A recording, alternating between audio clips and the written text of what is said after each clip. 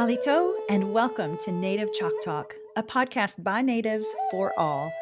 Here we're keeping our Native ancestors' stories and history alive while also sharing with you our Native cultures, traditions, and more. I'm Rachel Youngman, a Choctaw originally from Anadarko, Oklahoma. I hope you'll enjoy this journey with me as we learn from our Native American guests. And stay tuned for the end of each episode where we'll talk about some great ways to support Native causes and or Native-owned businesses. Let's get started. But first, a word from our sponsor. Potential is everywhere in the Choctaw people. It's in our schools and students. It's in our small businesses and entrepreneurs. Potential is in our lifestyle and health. It's in our culture and heritage. Passion and commitment is in our blood. Ingenuity and economy are a tradition. And the Choctaw Foundation was founded for this potential. To cultivate minds and hearts, to stimulate ideas and passions, to extend lives and improve health through education, and to preserve and promote the power of our past. The Choctaw Foundation, meeting the potential of the Choctaw people. Today I'm back in beautiful eastern Oklahoma visiting Jones Academy in Hartshorne. A lot of folks don't know about the vast terrain differences we have in this, my home state of Oklahoma. Here we have tall grass prairie tablelands, hardwood forests, cypress swamps, western high plains and great plains, deserts, mountains, cavelands, and so much more. Since here in Hartshorne we're at the base of the Pocahontas Mountains, we're surrounded by rolling hills and millions of trees. Jones Academy was established as a boarding school for Choctaw boys in 1891, and it's near and dear to my heart because of the Choctaw Connection, which is my tribe. But I won't steal the thunder of my guest, Patrick Moore, who's the superintendent of Jones Academy and has much to share with us today, including an important aspect of the legacy of the Choctaw ponies. We'll get to that in just a bit. Halito, Patrick. Halito. I've learned to use a little bit of Choctaw since I've been here. Oh, good. Choctaw country for about 3 years now. But I'm Pawnee and Oto. Proper greeting in my Pawnee language, I would say Noah. Noah. So, Noah, Rachel, glad to have you here today. Looking forward to the podcast. Thanks so much. You guys have always been so hospitable to me and some of the ideas we've had together to, get to know Jones Academy more and see if we can all be of help in the community. Before we get into the history of Jones Academy and the good you're doing here, tell us a bit more about yourself. Married to my awesome wife, Jamie, my high school sweetheart. Been together since high school. We've got 3 awesome, crazy, beautiful children. My daughters, Jaylee and Jada. Jaylee just graduated from high school. Wow, congrats. So going on to move out of the house and go be a big girl. That's right.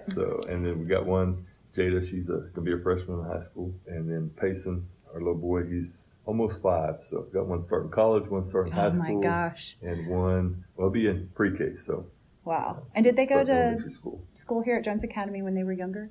The timing of things, when we got here, Jada actually was in 6th grade when we moved here. Okay. So it was at the end of a school year, so she was here for like a month. Yeah. Finish that school year. Yeah. She's like, Dad, what are you doing? Yeah.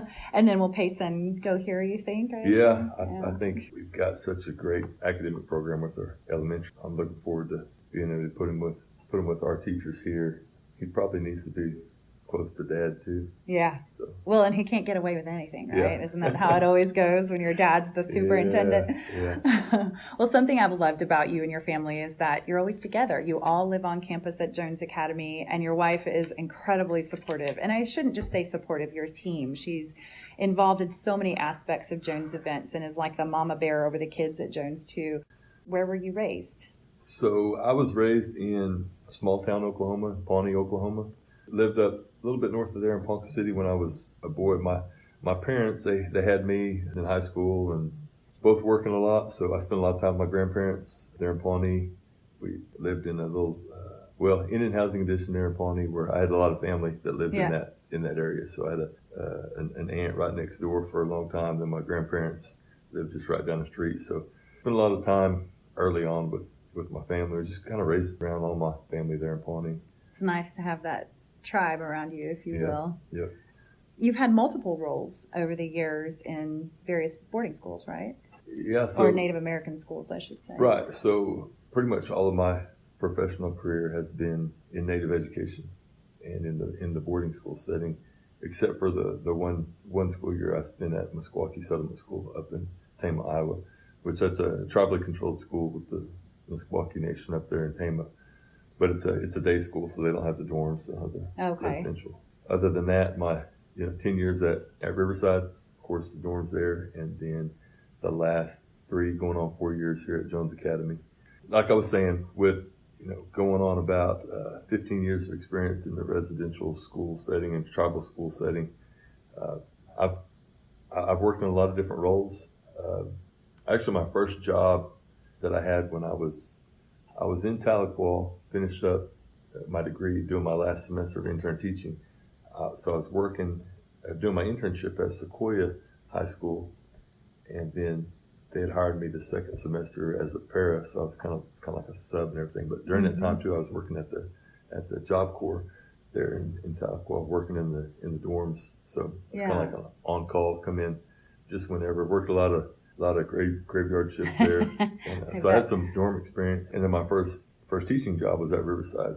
So I was. I didn't realize that. Yes. Okay. So went straight from there into the classroom and was a classroom teacher for 4 years. During that time, I got my master's degree and then got the high school principal position. So I was the high school principal for 4 years there, and then I was kind of on again, off again acting superintendent for the last 2 years that I was there at Riverside. Been able to tell the staff I've done most all these jobs, even though it wasn't a lot of time. I had spent time working in the dorms. When I was going to school, I was working work study for the maintenance department at Northeastern when I was a college athlete and had a kid at home too. So I needed to work and try to make some extra income. So I was going to class and then working maintenance in between. My goodness. And then going to practice and everything. So had some maintenance jobs along the way too. And of course, been a classroom teacher. I've coached multiple sports, mainly basketball. I've been an athletic director. I was the athletic director altogether for about 8 years at Riverside. And then the year I was at Meskwaki, I was the athletic director there too. And then, of course, done the principal thing, and now the superintendent. So I always say I've done it all, but worked in the kitchen. And there's good reason for that. I got no business working in the kitchen. Keep you out of there for some reason, right? Yep. Me too. I don't work in the kitchen either. Well, and actually, you mentioned Riverside Indian School. That's actually where you and I first met. My dad used to work at Riverside Indian School, and so I reached out to you to ask if we could partner on some ideas together. So tell me more about, you're from a couple of different tribes, so tell me more about that. Yeah, so I'm Pawnee and Oto. Come from my father's Native, my mom's non, and I was raised, like I was talking earlier about the family. It's on my dad's side, mostly in the housing addition that I grew up in. Mm-hmm. But I was always around both sides of my family. Today it's not an uncommon thing or anything like that. But I was really one of the first mixed race, I guess, and either side of my family. So there's just some unique experiences that come along with that. My mom, she was like pretty much like one of the only white ladies on our street growing up. So she felt like the minority. Yeah, she was definitely the minority, and it's funny sometimes. I've told this before. That sometimes I'd get called a white boy at home, right? But then when I went to school, I was another one of the Indian kids, right? So it was like from when I got off the bus, my ethnicity changed sometimes, and I didn't realize that till I got older, and you see things from a different perspective, right? Yeah. You see kids, and of course I've worked with a lot of kids that maybe mixed race and in an all native school, and like you said, they kind of become the minority, and sometimes they go through different experiences because it's true. They might not be as dark as everyone else, or be Very darker than everyone else. So that's one of those little kind of unique things that I think I've been able to relate to some kids that from that perspective too. Yeah. Going through some identity questions and things like that. And so with the Pawnee, you're of a particular band, correct? Our Pawnee Nation or Pawnee tribe there's 4 different bands. There's a Skeety band, there's a Chawee, there's a Pitohowadata, and then there's the Kitgahaki band. So I'm Kitgahaki, and we're a paternal society. So basically, you take the band of your father. Mm-hmm. So that goes to my dad, and then his dad, my grandpa, and then my great grandpa. He was a full-blood Oto. Okay. So so it just goes back to basically my grandpa was of his mother's band because she was the Pawnee. Right. Right. My grandma, she's still with us today, and she's Skeety. So yeah, that's kind of how it works. And, today, some people they say, well, I'm Kitgahaki and I'm Skeety and whatever. So it's kind of it's different however you look at it. But me, I just kind of identify as I'm Kitgahaki, and I'm good with that. And then even with the Oto Missouri, you're also there's a clan that originate from too. There, on right? the Oto Missouri side, there's a clan system. So there's 7 clans with the Oto, and I'm the Owl clan. Owl clan, okay. Do you know what the difference is between the different clans, or specific to the Owl clan, how they differ?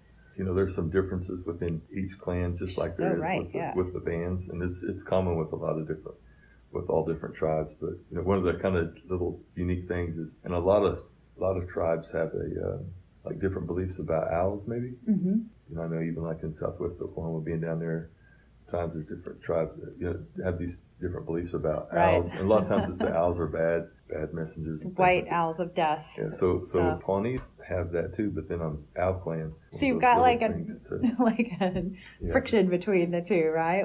Yeah, and there's really not like a real friction or anything, but it's just one of those things that would be common. There's a lot of people today that are of 2 different tribes that were historical enemies. Yeah. Right. So you get it's like for us, one of our enemies were the Sioux. So if you're like Pawnee and part Sioux, you've got this internal conflict. I don't know. It's just, but that's one of the neat things I think about us as Indian people. When you do get that where we're at today, I think a lot of non-Indians don't understand and don't even consider those things. Oh, absolutely. And we still have things like at gatherings, even not even so much like ceremonial type things, but just gatherings. A lot of people still practice some of those teachings where, like for example, women won't speak. They have to ask a male to speak. Oh, speak really? For them, wow. In front of a group and things like that, or the men eat first and things like that. It's just common. Outsiders might see that and think that's rude. Or that's but it's part of the culture. You have to respect that. And that's like what I learned when I was up with the Meskwaki people up in Iowa. Yeah. There's these things, and the really neat thing about that was it was so intertwined within the school system. Yeah. That a lot of those things were just common. Even there was a lot of non-native staff, but they had really taken in the culture and just understood it. And you see the appreciation for it. It's just like it's different, but this is the way they do things, and this is the way they've been doing them for a long time. And who are we to say it's wrong? Totally. Yeah, at these schools, particularly the boarding schools, from my experiences, even like with Riverside and here at Jones Academy, you get so much diversity within the tribes. And a lot of times I think outsiders look at it and they think, oh, they're all the same. There's just a bunch of Indian kids. And sometimes you don't realize that, they're a bunch of Indian kids, and there's a lot of differences because you even look at, you take Oklahoma, for example, and during relocation, and a lot of these tribes that were placed, maybe not the best of friends throughout history, were turned into neighbors. Right? Just put all in one single place, Indian territory. So you may take, you can take any tribe and just say, well, they're all Indian kids, but their belief systems and the way they were raised are so much different. And the thing about us as Indian people is we have that culture, those belief systems that are still present. Mm-hmm. It's not like sometimes the dominant culture that they don't have those deep-rooted beliefs that they were raised with. But from my experiences, there's a lot of positive that comes out of that diversity. Absolutely. And so I know that you feel that you grew up more Pawnee than anything, because that's your family was very more dominant on that side. You had more Pawnee traditions and culture going on in your family. And so what does Pawnee, there's a meaning around the name, which I thought was very interesting, right? a lot of the tribes that the name was given basically, not necessarily might not be what they called themselves, or different tribes have different ways of identifying themselves. I would say I grew up Pawnee, even though Red Rock, Oklahoma is just 25 miles up the road from Pawnee. Yeah. I grew up more on my Pawnee side. I mean, being around the dances and being around our different ceremonies that we still have left, and just kind of hearing the language. It was there, and we just didn't go up to Oto as much. So, and that's something though that later in, as I get older and try to learn more and want to learn more. It's like with my kids, I'm always trying to tell them, because my wife is Pawnee and Oneida and Wyandotte. So my kids are, they're mostly Pawnee. Yeah. But I want them to know about their Oto side and their Wyandotte and their Oneida as well. Absolutely. But like with me, I'm always trying to learn more about my Oto side. But at the same time, I'm still learning. I'm kind of learning how to be Pawnee, how to be more. But yeah, so one of the things like Pawnee, we talk about men of men, Choctaw. So we say like our tribal seal, and it's just kind of one of those things. Kind of it means something. Yeah. I guess it's very strong. You think of like where that came from, where we started saying that, where that kind of mantra came from. Yeah. Kind of cool to identify with, I guess. The Pawnee were originally out of what is present day Nebraska, correct? Mm-hmm.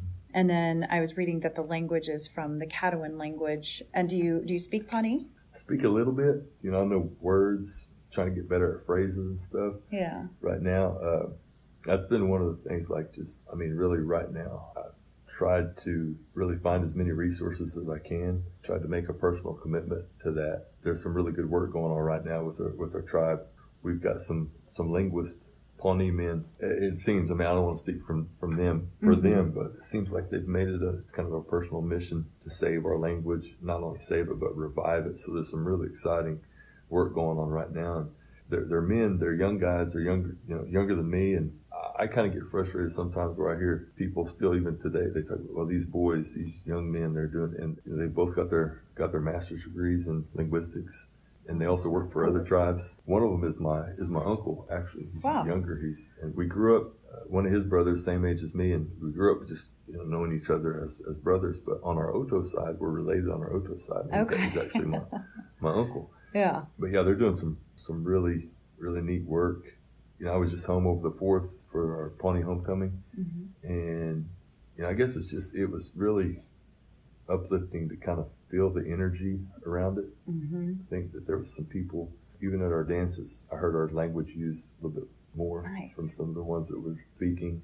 Just as you get older, you realize how important some of those things are. I know, right? You want to do your part. Take it for granted when we're younger. And for our listeners, the language thing it's extremely hard right now, because people who are trying to undo what was done, especially in the old days of some of the boarding schools, the goal was to basically strip them of their language, their culture, their history, everything. And so now Native Americans are going back and saying, oh, there's very few of us that are actually first language, say Pawnee speakers or Choctaw or whatever the case is. And so that revitalization that you're talking about, that's to be commended. And it's very hard to learn some of these languages, because it's not like, oh, you go live in France and you hear all these people speaking French and so you pick it up. You are really a trailblazer when you're trying to learn your language here. Right. I learned so much about it at Meskwaki, because they've got a lot of fluent speakers left. Their language is, in my opinion, it's really strong. I think they felt like it's slipping, like really? They're losing it, just because. But for me coming in from Oklahoma, and not only my experience with my own tribe, but just seeing the situation that so many others are in, I was, I don't know if I should say envious, but of what they had. I remember sitting early on when I first got there and started in my principal position there, and I was doing, it's kind of like a Q&A session, I think, I believe it was like the student council. Yeah. It was like a get to know the principal type deal. And they were asking me some questions, and I'll never forget, because it was like one of those aha moments. But one of the kids asked me, if you could learn anything right now, what would it be? And it was like, I'd never thought about that, and I didn't think about it when she asked me the question. And my response, I said, my language. And it was like it just hit me, because I'd been there in it for just a couple weeks at that point, and it was like the thing that stuck out to me. It was like, man, they've got their language and they use it, and that's so rare. And it was being taught like full immersion at the elementary with the little ones. Nice. And then every kid was getting it for an hour a day. Like even my daughters, 2 Pawnee girls up in Iowa, the only non-Mesquakies almost in the entire school, and they know more Mesquaki than they know anything else. That's amazing. But, yeah. And then at that point, I was like, okay, I've got to do something about it. So that's kind of when I started trying to do more. And now, like I said, the work that my little Uncle Taylor and Zach are doing, they're coming up with more resources. That's great. And I think it's awesome.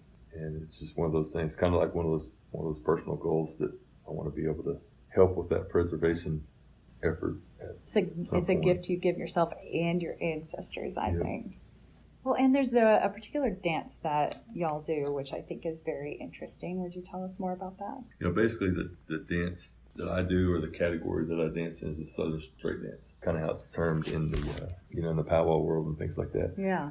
So there's powwow dancing, competition dancing, and across Oklahoma there's different tribes that still have their war dance societies, and we say like our Hedushka societies, like Hedushka, they say that for like a warrior, that word for warrior. So it's more of a ceremonial type dance, more of a traditional, cultural than you're going to find like at a powwow.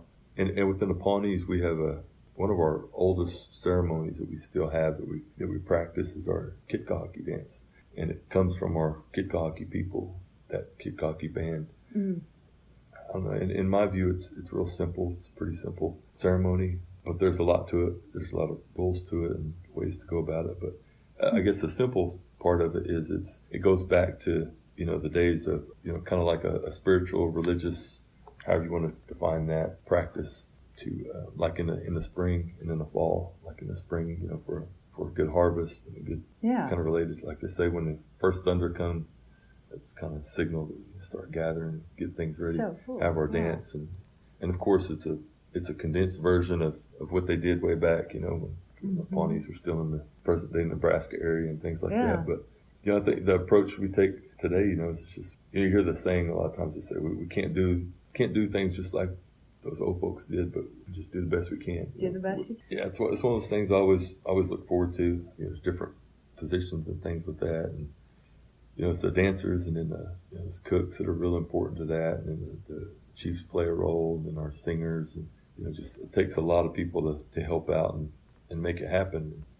And right now today we still have those dances, and it's one of those things we got a lot of respect for, and there's no recording allowed, there's no pictures allowed, things like that, because we always say this is something we want to keep sacred to us. And it's open though, if anybody wants to see it, you can come and see it. But it's like we say, if you really want to see it bad enough, you got to come there and see it. You can't sit on your phone and go Facebook and watch us live or anything like that. Just live Now, there's other dances, you can go to our annual homecoming powwow we just had. There's videos and all that stuff. But, we're not the only tribe. There's a lot of tribes that still have those things. And, me personally, I think it's important to have those things that are just, we do keep as, sacred. It's kind of I don't know if that's the right word, or private, or need to keep for us. Exactly. And you've heard different, there's different beliefs about that, and that's like I've heard too. They say, we're not trying to hide anything.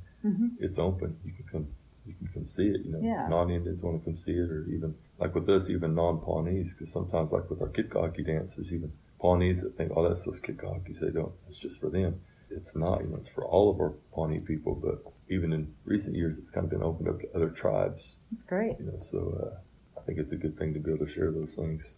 Absolutely. And you're a tail dancer, right? Yeah. So there's different roles within those dances. So I've served as a tail dancer in our Kitkahaki dance, and then just recently I started in a position, I guess, as a whip man for our Pawnee Indian Veterans Organization. Whip man is basically the way it was kind of told to me from different ones is you're in charge of that dance arena. What goes on inside there. So we dance. I carry a whip. It's kind of representative of like. Well, I guess it kind of say, if you need to use it, you could use it.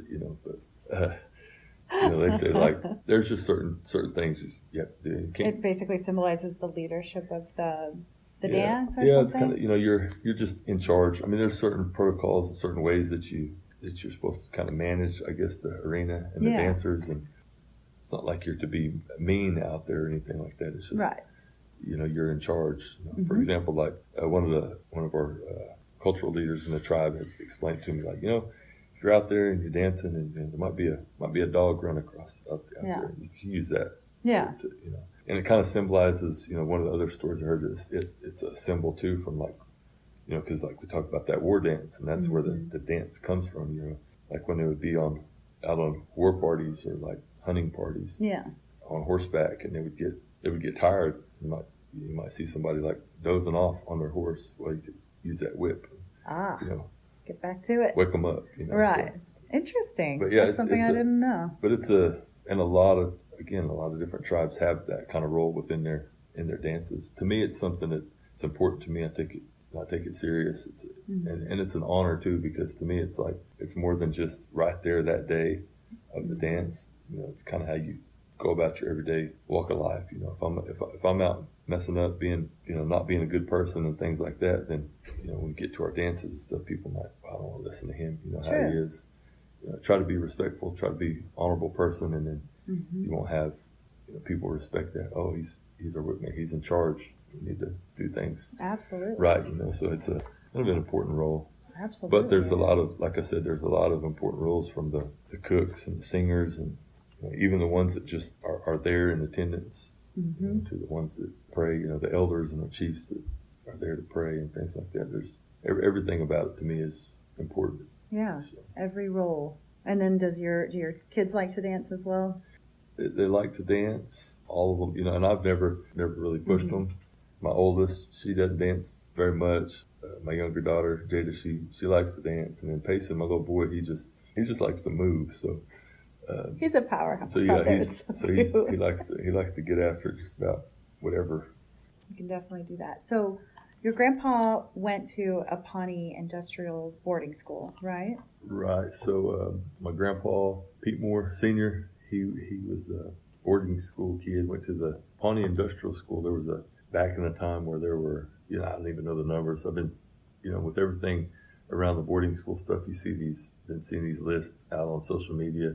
I'm surprised seeing the names and how many, and I kind of have a knowledge of the boarding school system, but seeing how many there were. But yeah, so he went to the Pawnee Industrial School. I believe it was like, basically like your elementary school days, and then past grammar school, I guess they call it at the time. Then he actually went on to the public school there in Pawnee. Okay. A lot of folks in that generation, like my wife's grandpa, that's where her Oneida comes from Oneida of Wisconsin. Mm-hmm. Somehow, I really don't know the whole background on that, but somehow he ended up in the Pawnee Industrial School. And then when he finished there, he went to Haskell Institute. And I've heard that a lot went from there to Haskell, or there was Chilocco up north. That a lot of the tribes, you get those kind of common tribes that were at the school in that area. They've been able to go back home and go to the public school there where they were from, or continued at like Chilocco or somewhere up there.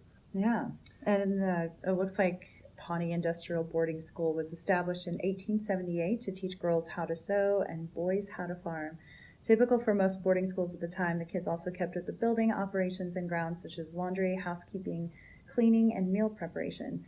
This Pawnee school taught 200 kids from Pawnee to Otoe, Missouri, to Tonkawa, to Kickapoo, and more, up to the 9th grade. Then they'd be transferred to another Indian boarding school, like what you were saying.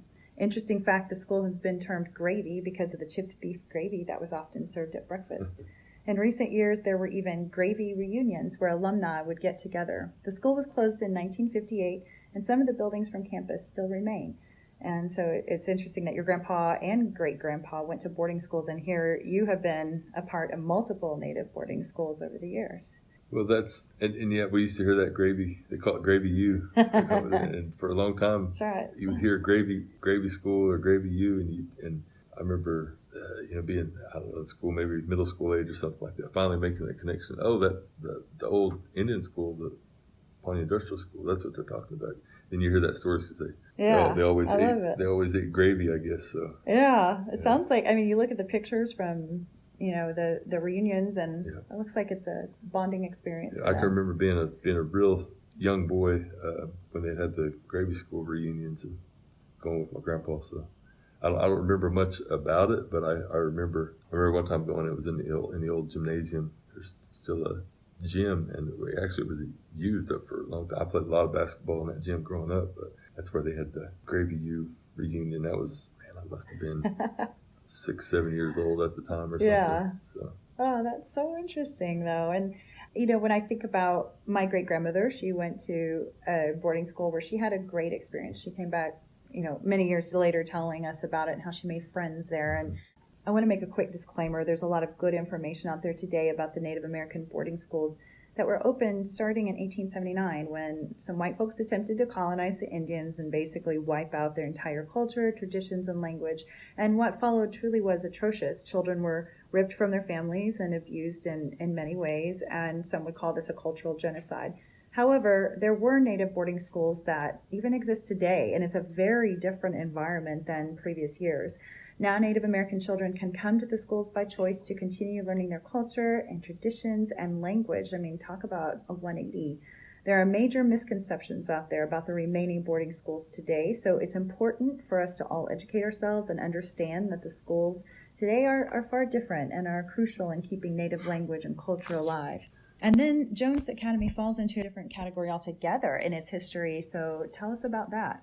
The neat thing that I came to learn, and I started learning this after I got here. I've been in it for a while and just kind of around the whole concept of boarding schools and stuff. And the general history, I guess. Mm-hmm. And the neat thing that I started to learn about Jones Academy is that it doesn't really fit in that general history, I think, because Jones Academy was established by former chief of the Choctaw Nation who had he accumulated great wealth, and it's one of the things that he wanted to do, and established the school for Choctaw boys basically. Mm-hmm. And it was from 1891 up until the 50s. You might have it here somewhere. Was it 51 or 55, I believe, when it went co-ed. So you talk about for 60 years and all boys school here. Mm-hmm. And then of course it went co-ed. I guess just that evolution through time of Jones Academy. But the neat thing is, it was established by a former chief and funded by the Choctaws for a long time before before the government was involved and things like that. So, and of course, you'd have to talk to those alumni and those ones that went here and things like that. But I would think that the history, because of that, the way it was established, it wasn't set up by the federal government or through the churches and the things that it's mentioned, and in the way that a lot of the schools and a lot of things are being portrayed right now. It's different to me. That's a neat history, and that'd be a great source of pride for Choctaws. That absolutely, because there were so many schools. There were, if you look at that list of schools that were at any point in time operating within the state of Oklahoma or with Indian Territory, and some of them were open and closed before Indian Territory became Oklahoma. So you look at it, and you've got Jones Academy, and then you've got Sequoia and Riverside and Eufaula and Chickasaw Children's Village, and it's neat to be one of those survivors. Absolutely. I guess, so. Chief Wilson Jones opened this as a way to support the Choctaw boys and make sure that times were changing, and he wanted them to be able to survive out there and be taught certain things that would help. And we know that the Choctaw were fairly business-minded people. It's a sad thought that when the assimilation process started, where there was talk about either wiping out or assimilating the Indians to their ways, to the white folks' ways, the chiefs had a big decision to make. They could either fight back, which meant the potential loss of life, or they could surrender, for lack of a better term. Surrender meaning multiple things, being held captive in some cases, or negotiating land, rations, and peace with the government, and so on. And the Choctaw chose to negotiate, and negotiate they did. They worked with the government as best as possible to secure a safe future for their tribe. It was a last resort, but one they decided would be best for their people. So Chief Jones had the foresight to know that the Choctaw children would eventually have to survive amongst the whites. So his vision to give them a school, Jones Academy, in a safe environment where they could both continue to learn their own culture, but also take care of themselves outside of the tribe, was a key component to the school's goal. You think of the legacy of that, how the school was founded, and then where it's at now, and then for me, you think about all the different, because there's so many places that you hear about that were shut down over time, and then even just in the time that I've been working in the business, I guess, you hear every once in a while these ones that would like to reopen their schools, or would, there needs to be more schools, or we could, wish they would have never closed the school and things like that. Right. So there's a lot that took place, a lot of work by a lot of people over time just to keep it open. And to be able to be part of today's boarding school system, and that's the thing that I think, I know not enough people know about. They just don't. I'm trying to see this as a positive. All the media attention that the boarding schools are getting right now, and the attention comes from a negative past and history. But my hope is that some way we can use this to shine a light on the positive impact that the boarding schools, the residential schools, are having on all across Indian country today, because not enough people know about it and understand it. One of the things I've said ever since I've been in from my time here back to when I was in Anadarko and just other places is it seems like the reputation is just so outdated. Oh, very much so. I deal with it so much here, and that people just don't know. I mean, we interview people all the time for positions, and one of the questions we ask is, what do you know about Jones Academy? I've had people say, well, I know it's an all-boys school. And they're like, no, that was many years ago. We got girls like 70 years ago. It's just funny sometimes, the comments you get. But I guess the most common thing is that, well, they're all sent here, right, because they're in some type of trouble or something like that. That's not the case. And what I always say is, we got a bunch of good kids. We got a bunch of good kids, and some of them just come from a bad situation. And they're here, and they have all the things that they need. All their needs are met, and we're able to help them flourish. If not for us, and not for this opportunity, then, sometimes it's as simple as, a kid being in a situation where they might not have adequate transportation to just be a kid and be involved in things, where there's multi-family units, households, just crowding in the home, where you deal with different situations related to nutrition and just overall health and things like that. And like I said, it's not every kid. We've got great kids that come from great families and great parents that are very supportive. Just this works better for them. This is a better scenario in a lot of cases. We've got single parents that work on the road, that don't work the common 8 to 5 shift, not work nights and things like this. And then this works better for them. And again, and not just here at Jones Academy, but I know a lot of the people that, of course, within Oklahoma, got a lot of friends still at Riverside. I know the people at Sequoia. Since I've been here, got to know some of the folks that you follow and Chickasaw, and great people. I mean, I talk to them on the phone. You know they're good people doing good work. Just not enough people know. I don't know how many times I've been here and, like I said, interviewed people for jobs here, and I've had to tell them how to get here from the highway. I drive by there all the time, but I've never been down there.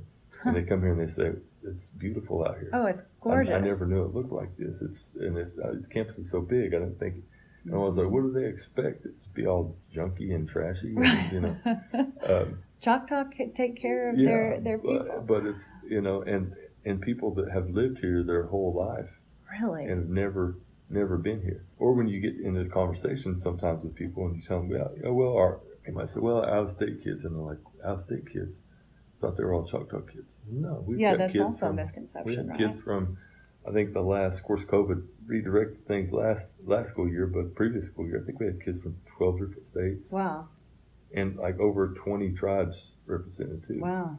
And I know that's in comparison to some of the other schools, that's nothing. But a lot of times they don't even realize that. Oh, you have out-of-state kids. Yeah.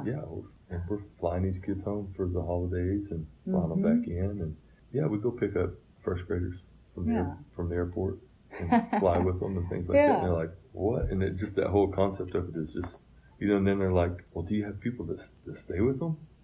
Like, we just let them stay here by themselves. And then when people, the thing too here that I've talked to people and I see it kind of like hit them where they're like, wait, what grades do you have? I'm like, 1st through 12th.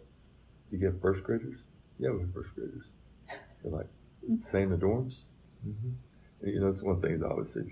If I ever have a bad day and I need to pick me up, I can walk over to one of those dorms visit for bedtime or something like that, and that can pick you up just about any Yeah. time. The thing, it makes you remember how important the work that you're doing, and not just me, but for our staff, and how important it is to support our staff and provide all the resources and provide all the support and all the things that our staff and the people that work here, because they're the ones that have the hard jobs. They're the ones that are there all the time. Those are the things. I could go on and on about those things. It's just the things that people don't realize that boarding schools are doing now. And it's not like it was 50 years ago and 100 years ago and whatever. We're taking our kids again in normal times without COVID. I mean, we keep our kids busy. We try to get them off campus every weekend, go somewhere, do something fun, go to the movies, go to the water park, go to, anything just to get them off campus, because we do keep them pretty hooked up during the week. Yeah. You got school, and then you got after school activities, and you got tutoring for the older kids and other activities, and, keep them pretty busy.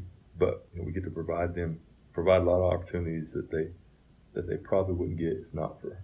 Even though this started as a Choctaw tribal school, as you mentioned, there are other tribes that are educated here, 20 different tribes typically, from 10 to 12 states. And so, it's wonderful, though, that this is how would you explain the Choctaw Nation of Oklahoma's? Is it sponsored by the Choctaw Nation? Is it owned by the Choctaw Nation? How does that work? I guess the best way to say it is it's not like ownership, but controlled and operated. We're tribally controlled schools. Within the Bureau of Indian Education, you've got the Bureau operated that are operated by the Bureau of Indian Education, and you've got tribally controlled. So the tribally controlled schools, our funding is the same. I mean, the funding comes from the federal government through BIA and through the Bureau of Indian Education. But we're just kind of maintained and operated different. You've got the tribal control, so the tribe can, for instance, we're all tribal employees. We're not government employees like in the Bureau operated side.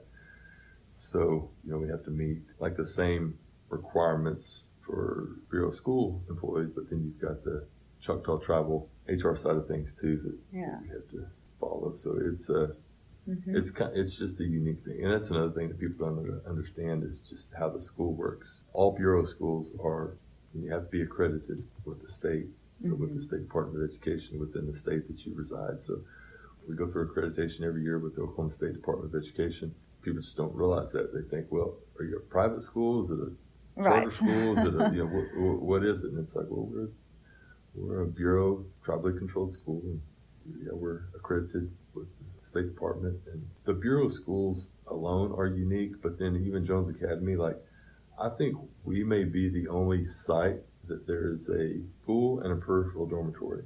So basically, we have a tribally controlled elementary school. Okay. So we've got a full elementary school for our 1st through 6th grade students. They're educated here, schools here, and all that. And then we also have a dorm for our 1st through 6th graders. So we have basically an elementary residential school. We also have 7th through 12th grade students, and they fall into that category of a peripheral dormitory. They reside in the dorm, but they attend school somewhere else. So our kids, they attend school. Our 7th through 12th grade kids that live here, and they attend school at Hartshorne Public Schools, which is the local public school. And I'm glad you described that for everyone, that it's very clear. Grades 1st through 6th grade, you teach here, and they stay in the dorms here, and then 7th through 12th, you also house here, but they go to, say, Hartshorne schools, for instance. That's important, because that's part of the message that we've really been trying to get out here locally, because even locally, like I talked about people that that you just get in conversation with just in general and things like that. But I think even people within southeastern Oklahoma, a lot of tribal members don't really know that and understand that. I mean, I talk to people, it's not uncommon to work with even people within the Choctaw Nation that don't know that, sometimes don't even know where we're located. And that's what we've been trying to do. We've kind of initiated an effort to do some community outreach here from the school. So I've had some of my staff up here in the admin office have been calling around to all the community centers across the Choctaw Reservation now. What we've been trying to do is some community outreach within the 12 tribal districts to get out to the community centers and get the word out to people that, hey, this is what we are, just the way I explained it. Because I think so many don't know. I mean, I've had people that, I think when I first got here, there was a couple, I had some kids here, they had some issues at school, And the parents were calling me. I was dealing with a mother who was upset about some stuff, and I had to explain to her. I said, "No, that's at school." And she didn't even know that they were going to town. And I was saying, "No, but you're the superintendent." I said, "I know, but there's a superintendent Jones Academy up through 6th grade. And I'll talk to him, and and they didn't understand. She thought she was sending them here to school, and had no idea they were going to. So sometimes, people are just not misinformed, but just uninformed. Yeah. They just don't know. So, and then sometimes people don't know that, our older kids, 7 through 12 kids that go to Hartshorne Public Schools, that they're just like any other student at Hartshorne Public Schools that shows up every day and gets off the bus ready to go to school. I mean, they participate in all activities, all extracurricular activities. Yeah. They can participate in anything. Mm-hmm. Sometimes people think I get asked that question. Well, will they get to do sports, or will they get to try out prom? All the things. Yeah, they do everything. We try to make an effort to make it just as any other high school kid, or junior high kid in high school experience from anywhere. Try to make it as normal as you possibly can. Yeah. So there's a lot of questions and misconceptions out there that, and that's why we've tried to do this outreach effort to get out there more, even within the Choctaw Nation and some of the programs. Mm-hmm. The different programs that work with the youth, because there's people that work in those programs that don't have a lot of knowledge of Jones Academy. And what we always tell them is, we're a great option for a lot of the kids that you're going to work with, and we just want to educate them so that they know, so that they can help educate parents when they're going through different tough times and may need some help. Hey, we're here, and we can help. And on top of everything else, would you say that it's a benefit to the kids too that they're around other, various tribes, they're around other Native Americans, and they get kind of that, one big great tribe to they don't always have that in some of the states they grow up in. Maybe they don't have as many Native Americans, and they're in a school with a bunch of ethnicities that don't look like them. So you get kids from different experiences. You get some that are, sometimes we get kids from pretty isolated reservation areas that aren't used to being around non-Indians. Mm-hmm.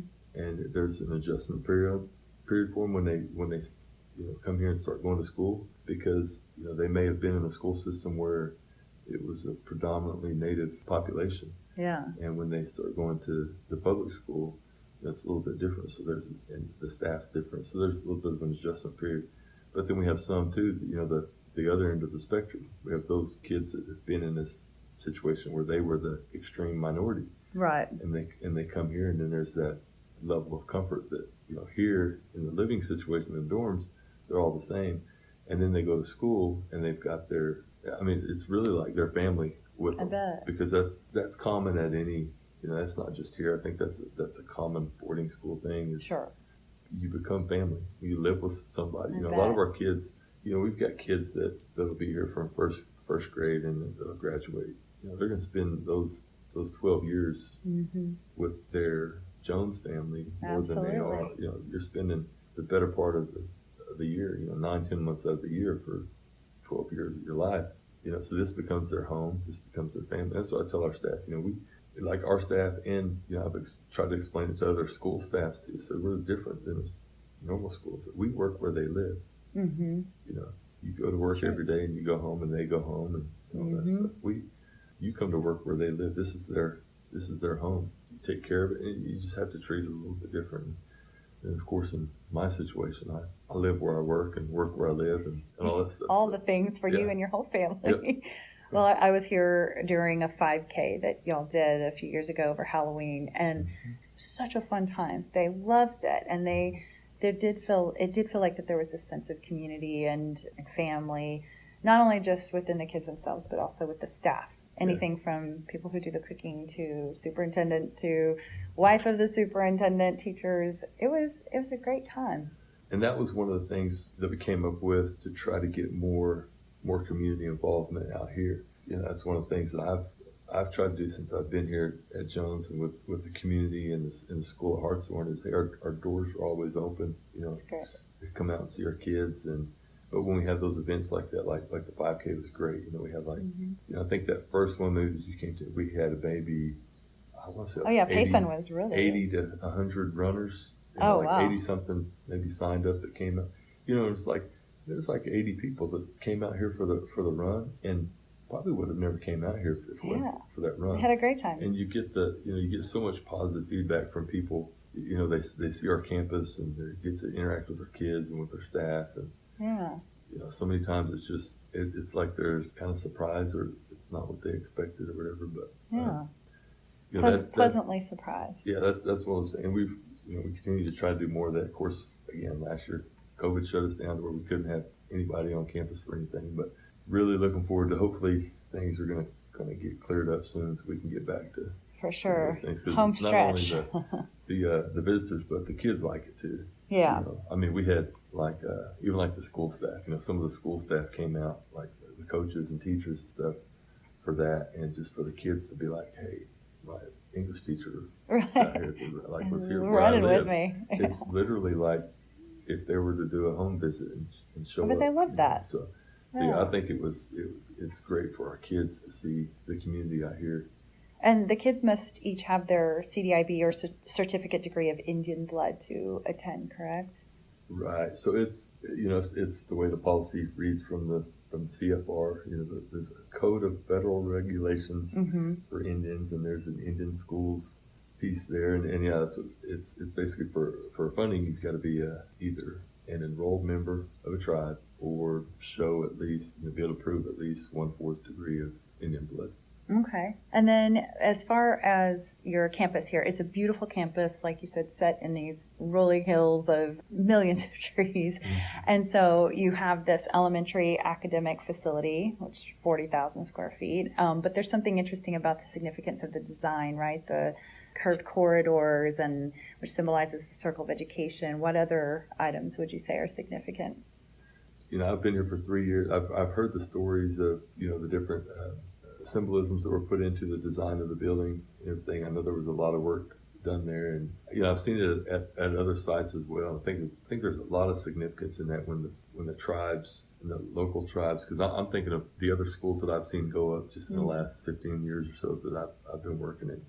You see the planning that goes into that, and that you're able to, think back to when I was at Meskwaki, the different things, the different designs and the patterns and the symbolisms.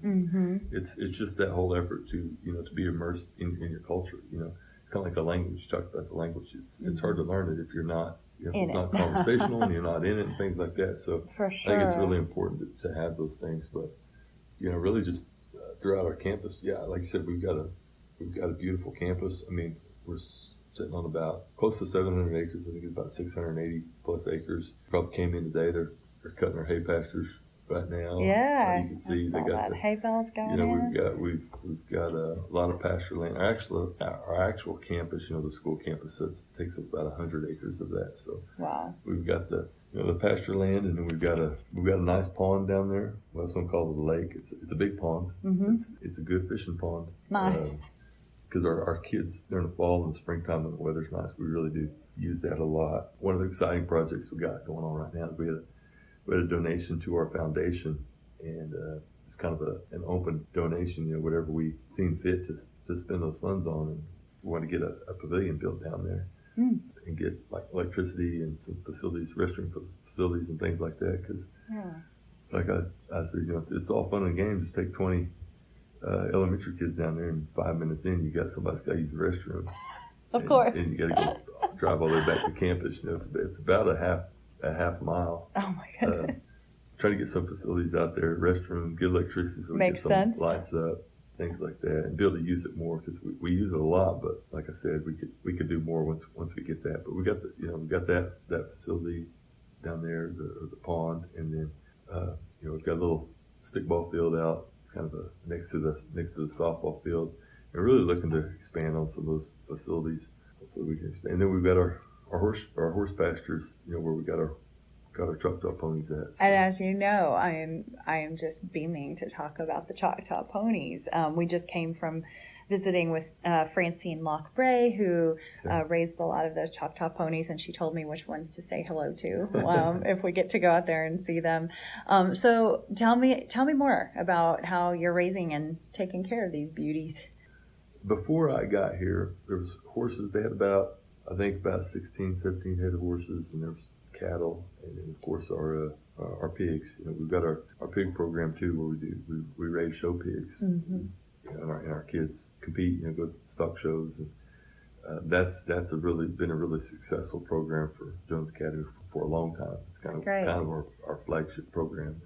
We had that, but before I got here, the previous superintendent had decided to get rid of the horses and the cows, but we just had the show program with the pigs here, so we just kind of left it alone. And it was, I'd asked time to time, and it was, the risk management division within the nation kind of concerned just about some of the liability with the larger livestock and things like that. So, just kind of left it alone. And one day I got a call from a lady, Sarah Silver, called me, and a friend of Francine Locke. They had some horses they wanted to donate to the school. And I actually got that call one day at the end of the day, and I didn't know anything about the history of the Choctaw Ponies. Okay, yeah. So I'm sitting there before I go home, and I go to YouTube and found some videos. And I'm sitting there, and I remember looking up. I'm like, I've been looking at this stuff for almost an hour. I better get home when dinner's cold and stuff like that. So, it was that intriguing. Yeah, huh? so it was just neat, and I've always, a lot of our tribes, we've got, connection with the horses and the horse culture and things like that. So just the more I learned about it, I just felt like, hey, this is something we need to pursue. So went to leadership, and we got everything set up to where we, when we went down and picked up the horses. So we've got 8 of our own that have been donated to us. Silver and Francine and some other individuals that donated their horses to us. So that's been exciting, and it's kind of like our kind of becomes a big family out here. People take their breaks down there at the horse pasture and go and bring them treats and things like that. They're kind of like our campus pets, I guess you might say. Yeah. But they're really neat horses. I mean, they're a neat breed. As I've learned more and more about them, they're registered Southwest Spanish Mustangs. But then the history of it, as far as being a Choctaw pony, they're pure full-blood Choctaws that have survived from the Trelatiers. Amazing. From the time of the Trelatiers. So there's a lot of history there. I know I was watching one of the videos, or maybe it might have been something I read, but one of the scholars, the historian, said, the way he put it, he said, we've got monuments all over from history, different individuals and things like that. These horses, they're like living monuments. So true. It's just like, that's pretty cool. And like I said, with the space that we have here, the land that we have here, I just kind of felt like it was the right thing to do and appropriate to be part of the preservation effort. So exciting. So just been trying to learn up as much as I can. We've got two of our guys that work on our ranch hands that work with the pig program and all that stuff. They're good horse guys too, and they've been really helpful. And that must be an exciting job too. They're like, we get to work with the Choctaw ponies. It's so cool. It's been exciting, and there's some personal history there with a couple of them that goes back. Wow. So it's been a neat deal, and I'm excited about just what we can do. We've got plans. We'd like to eventually move them up close to the highway, put maybe some signs up, to have where people can come and see them, but provide some information too, so they know the history of the horses. And for sure. hopefully kind of, I guess, expand our herd a little bit, but we don't want to get too carried away with it. But sure, we are looking at expanding a little bit. So it's been exciting, and hopefully, in the years as others get interested, maybe we can be a resource for other tribal programs. And with the cultural center opening up, I don't know, maybe July 23rd. Yeah, maybe in the future they say, hey, we'd like to have some Choctaw ponies down here, and I can say, hey, we've got some, born and raised at Jones Academy that we could. So cool. Just a neat story there. It's such a neat story, and they're definitely a rare breed of horse, and they were considered to symbolize honor and glory and wealth.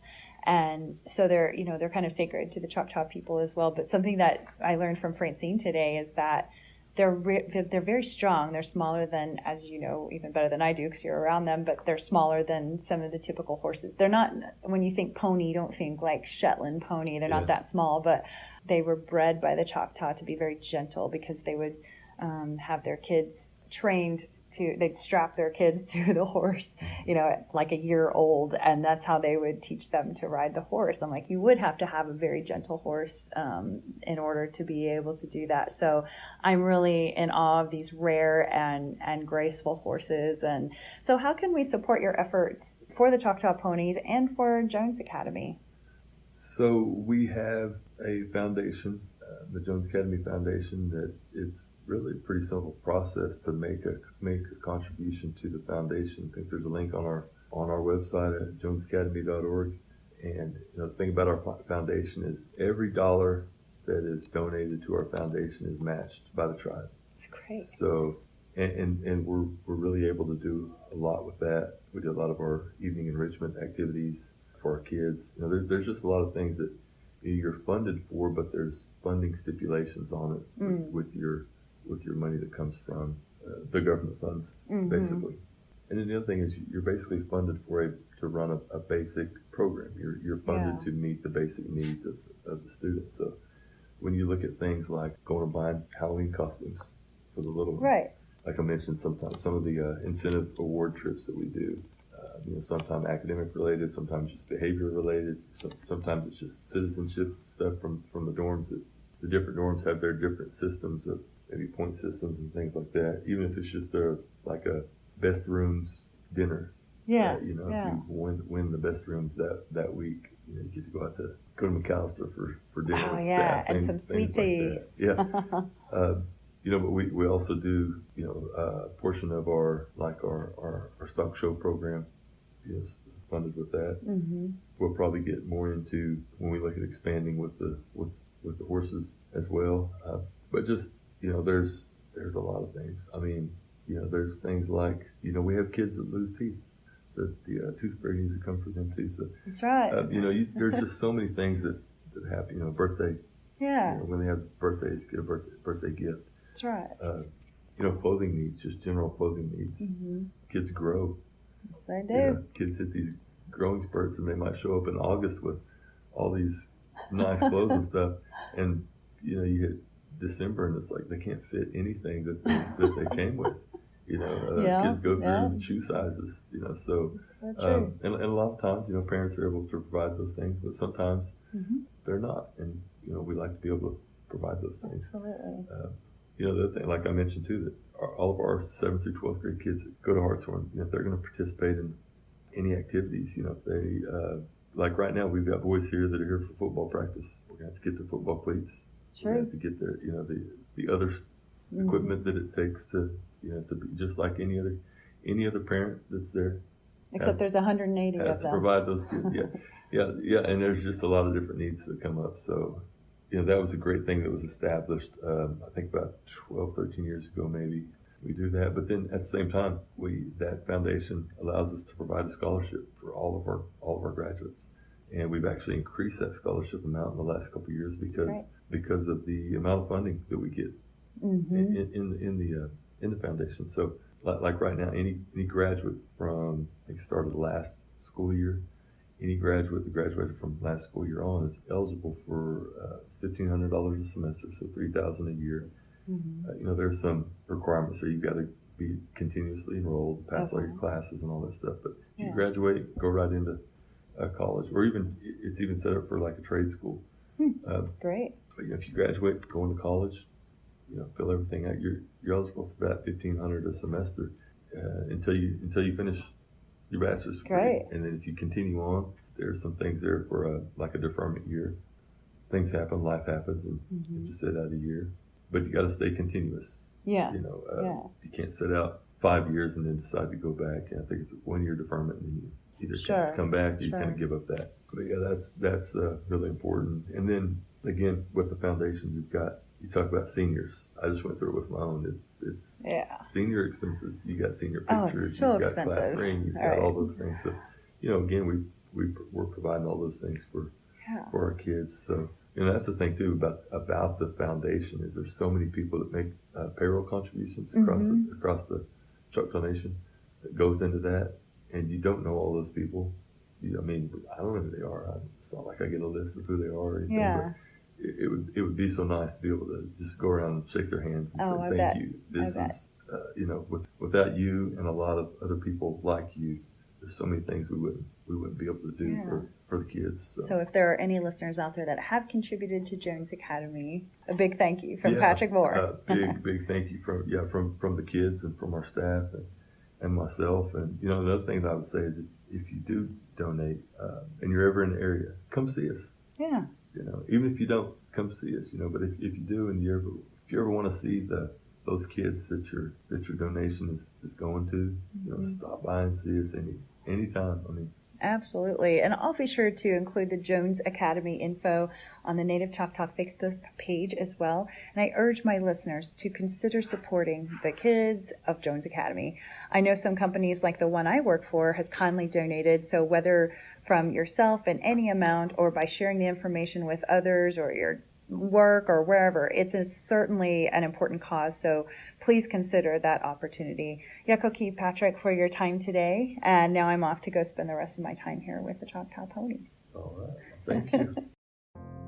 The Choctaw Nation has always provided a foundation upon which a future can be built. From our home in southeast Oklahoma to a bingo hall that grew to be one of the largest casinos in the world.